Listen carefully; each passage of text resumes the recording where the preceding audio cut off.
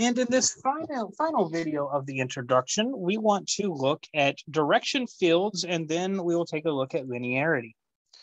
So what is a direction field? Well, given a first order ODE, x prime is equal to f of t of x. So we have some function f here that is a function of the variables t and x, where t is our independent variable on the dependent variable x of that function x. Then we can create a picture in the tx plane to help us understand what's going on with the solutions of x of t, or the solutions x of t to this differential equation, x prime is equal to f of t of x. The direction field for this first order ODE is a plot where we draw small line segments at each point t of x. And the slope is exactly equal to, the slope of this line segment is exactly equal to f of t of x. Why is that? Well, x prime is f of t of x, right? So x prime is our derivative, which means our slope. So really, we're just drawing the slopes of our solution here, right? So then we can see a picture of what that looks like for the particular differential equation here, x prime is equal to cosine of t. Notice that cosine of t doesn't depend on x. So in the tx plane, as we increase in x, so we go up and down on the, or up on the y, on the x axis, which is the vertical axis, or if we go down on the x axis either, that the direction field or those slopes do not change as we move up and down. But as we move left and right, it will change because, well, everything here depends just solely on t. And moreover, if we plot what is happening here, so what if I started by drawing what's going on right around the center here? Well, we go up and we keep going up, but we're trying to match these slopes. And we notice around here that we're going to start going back down.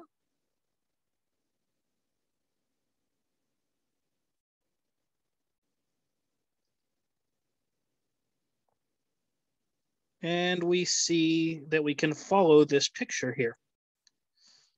Well, maybe, there we go. And so we see we get some picture like this, and of course that will continue. Now, depending on what our initial value is, maybe our function starts up at here, and then we can do the same thing. And we still get some function like that. And we see that actually drawn out. Multiple solutions actually drawn out on this second picture. Now, recall that x prime equal to cosine of t does have the general solution sine of t plus c. X of t is equal to sine of t plus c. And this picture here shows us several of those solutions. In fact, specifically, this shows us sine of t plus 1, sine of t plus 0, and sine of t minus 1. And we see all of those mapped out. And again, this direction field, or sometimes called a vector field, which you might be familiar with from Calculus 3, really just tells us the direction that our solution is going at any given point. It tells us the slope, so we're getting little small tangent lines to our solution at any given point. And then, of course, whatever our initial value is, we'll change our starting point for the graph, and then a specific or particular solution can be drawn once we know a given starting point or a given initial value. And that's really all we're going to discuss on direction fields for right now. However, we will quickly discuss linearity, and that will be it for our introduction. So in Linearity, what is that? Well, the nth order linear ordinary differential equation has this following form right here. Now, what we can notice about this is that each term is in fact some function of t. So if we look at the first term, like a sub n of t, or potentially a constant, times some derivative of x, or 1, which we can think of, yeah, or 1, right? So here we have a sub n of t times the nth derivative of x, and then a sub n minus 1 of t, so some function of t, times the n minus first derivative of x, all the way up to a sub 1 of t times x prime, plus a sub naught of t times x, and then over here we get g of t times 1 over on the other side. Normally we do write it out in this form, so everything with an x or its derivative of x over to the left, and then equal to some function of t over on the right.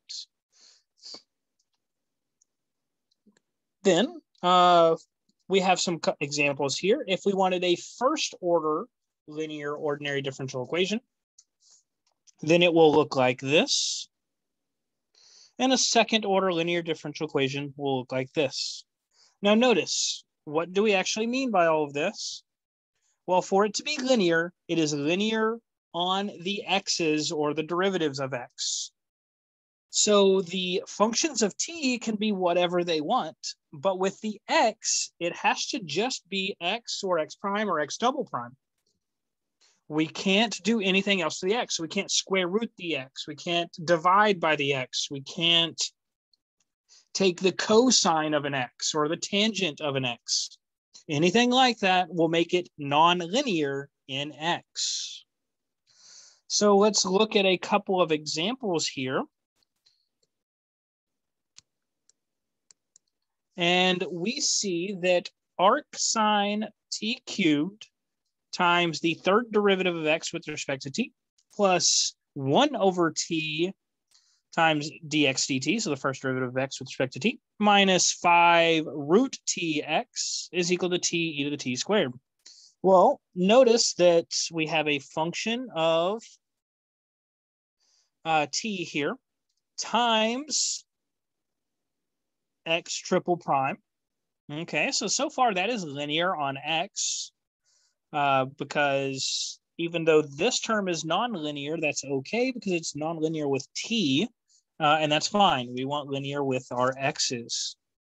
All right, and then we get plus 1 over t times dx dt. Well, again, this is a function of t times just x prime, so we're good.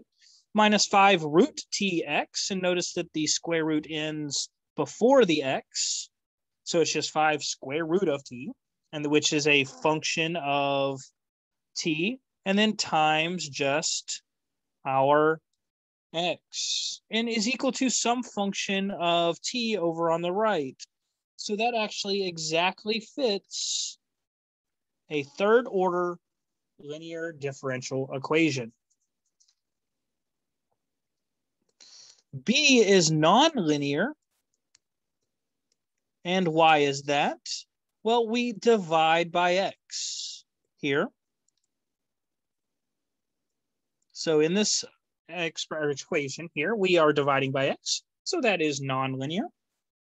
If we look at C, we get a function of x, or sorry, a function of t, 1 times x, minus a function of t, that's fine, plus 4 over t, which is a function of t times x prime is equal to 0. So this is linear, right? Or this is linear in x. All right, what about D? Well, here we have an x times an x prime, so that is nonlinear. Because again, this x times x prime. What about E? Well, that is nonlinear. And Y, oops, nonlinear.